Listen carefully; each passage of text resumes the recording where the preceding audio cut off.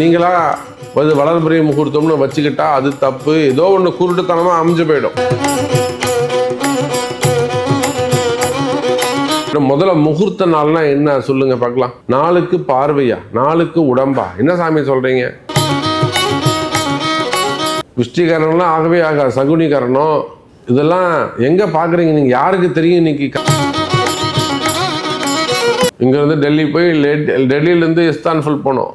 இந்த மாதிரி சுப முகூர்த்த நாட்களுக்கு இவ்வளவு அடிப்படை தேவைகள் இருக்கு. இந்த மாசத்திற்கான முகூர்த்த நாட்களை பார்க்கலாம்.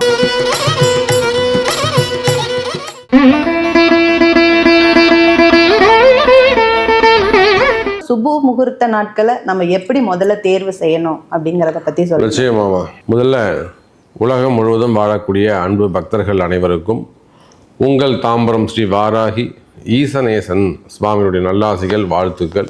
ஜெய் வாராகி, ஜெய் ஜெய் வாராகி. முதல்ல முகூர்த்த நாள்னா என்ன சொல்லுங்க பார்க்கலாம். முகூர்த்த நாள்னா என்ன சாமி?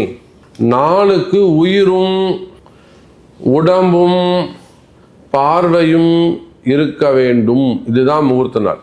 என்ன சாமி சொல்லுங்க? நாளுக்கு உயிரா, நாளுக்கு பார்வையா, நாளுக்கு உடம்பா, என்ன சாமி சொல்றீங்க?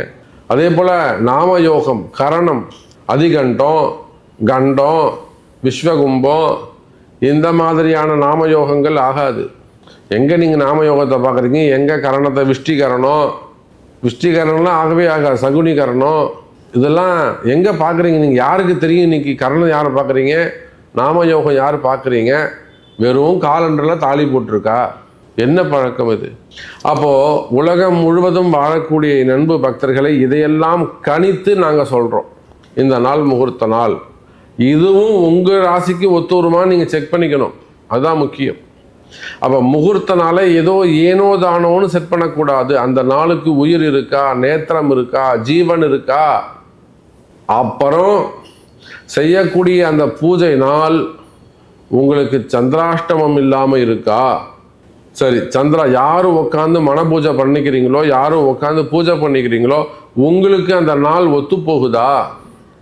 இதுக்கு அடுத்து தாராபலன்னு ஒன்று இருக்கு. நட்பு, அதிநட்பு, க்ஷேமம், வதை, பகை அப்படின்னு 5 வகையான குணங்கள் உண்டு ஒரு நாளுக்கு. அந்த நாள் உங்களுக்கு க்ஷேமமா இருக்கா, நட்பா இருக்கா, அதிநட்பா இருக்கா, அல்லது பகையோ வதமோ இருந்தா பண்ணக்கூடாது.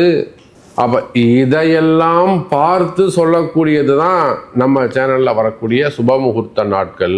சார், எங்களை இங்கேருந்து வெளிநாடு கூட்டு போனாங்க சார். என்னையும் என் மனைவிக்கும் டிக்கெட் போட்டு ஃப்ளைட்டில் இங்கேருந்து டெல்லி போய் டெல்லியிலேருந்து இஸ்தான்புல் போனோம்.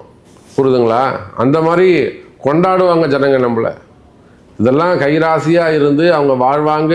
போன இடம் சாமி நீங்கள் குறித்து கொடுத்த நாள் நல்லா இருக்குது, உள்ளே வந்து நீங்கள் செஞ்சு கொடுத்தீங்க, கைராசியாக இருக்குது, எத்தனையோ அன்பர்கள். அப்போ அதை போல உலகம் முழுவதும் வாழக்கூடிய அன்பு பக்தர்களே, வெறும் காலண்டரை மட்டும் வச்சு நாள் பார்க்காதீங்க. இந்த மாதிரி சுப முகூர்த்த நாட்களுக்கு இவ்வளோ அடிப்படை தேவைகள் இருக்குது. இது உங்கள் ஜாதக பிரகாரம். இப்போ நான் ஒரு 4 தேதி சொல்ல போகிறேன். இந்த மாதத்தில் எத்தனை முகூர்த்த நாள் இருக்குன்னு இப்போ சொல்ல போகிறேன். அதில் தேய்பிறை முகூர்த்தங்கள் எத்தனை, வளர்பிறை முகூர்த்தங்கள் எத்தனை, வளர்பிறை முகூர்த்தம்னா என்ன, தேய்பிறை முகூர்த்தம்னா என்ன. தேய்பிறை முகூர்த்தத்தை பொறுத்தவரையில் பௌர்ணமி கழிச்சு 5ஆம் நாள் பஞ்சமி வரையிலும் வளர்பிறை தான். பௌர்ணமி கழிச்சு சங்கடஹர சதுர்த்தி, சங்கடஹர சதுர்த்திக்கு மறுநாள் பஞ்சமி வரையிலும் வளர்பிறை கணக்கு தான். சஷ்டியிலிருந்து அமாவாசை வரையிலும் தேய்பிறை கணக்கு தான். அப்போ இந்த வளர்பிறை முகூர்த்தம், தேய்பிறை முகூர்த்தம் இதெல்லாம் நம்ம இதில் இந்த பின்னாடி சொல்லியிருக்கிறோம். இந்த மாதத்திற்கான முகூர்த்த நாட்களை பார்க்கலாம் வாருங்கள். அன்பு பக்தர்களே, நமச்சிவாய். இப்போ செப்டம்பர் மாத முகூர்த்த நாட்கள் நம்ம ஆகஸ்ட்ல பார்த்தோம். ஆகஸ்ட்ல ஒரு 3 முகூர்த்த நாள் வளர்பிறை முகூர்த்தமாக இருந்தது. அப்புறம் 3 முகூர்த்த நாள் ஆவணியில போறாது. அப்போ கடைசியா வரக்கூடிய ஒரு வாய்ப்பு. ஏன்னா அப்புறம் ஆவணிக்கு அப்புறம் புரட்டாசி வந்துடும். ஒரு மாதம் நீங்கள் சும்மா தான் இருக்கணும். அப்புறம் மழை காலம் ஆரம்பிச்சிடும். ஆகையினால இந்த ஆவணி மாதம் இன்னும் கூட உங்களுக்கு கூடுதலாக என்ன சிறப்பான முறையில் நான் உங்களுக்கு ஹெல்ப் பண்ண முடியுமோ அந்த வகையில் ஆவணி மாத செப்டம்பர் மாத முகூர்த்தனால உங்களுக்காக நான் தேர்ந்தெடுத்து குறித்து கொடுத்துருக்குறேன். நோட் பண்ணிக்கோங்க. ஆவணி 19 செப்டம்பர் 4ஆம் தேதி, செப்டம்பர் மாதம் 4ஆம் தேதி 2025 வியாழக்கிழமை அன்னைக்கு துவாதசி திதி.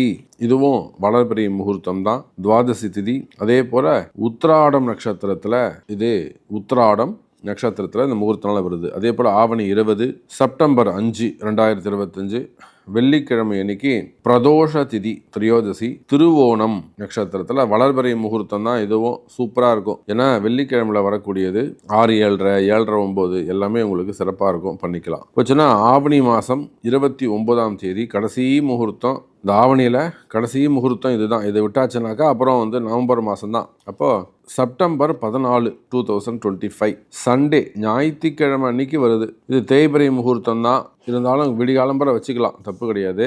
ரோகிணி நட்சத்திரம் சப்தமி திதி ரோகிணி நட்சத்திரம். இது கடைசி முகூர்த்தம். ஆனால் இதையும் நீங்கள் பயன்படுத்தி கொள்ளுமாறு அன்போடு கேட்டுக்கொள்கிறோம். ஸோ உலகம் முழுவதும் ஆங்காங்கு இருக்கக்கூடிய என் அன்பு பக்தர்களை, இந்த ஆவணி மாதம் முகூர்த்தம் செப்டம்பர் மாதத்தில் 4 நாள் தான் இருக்குது.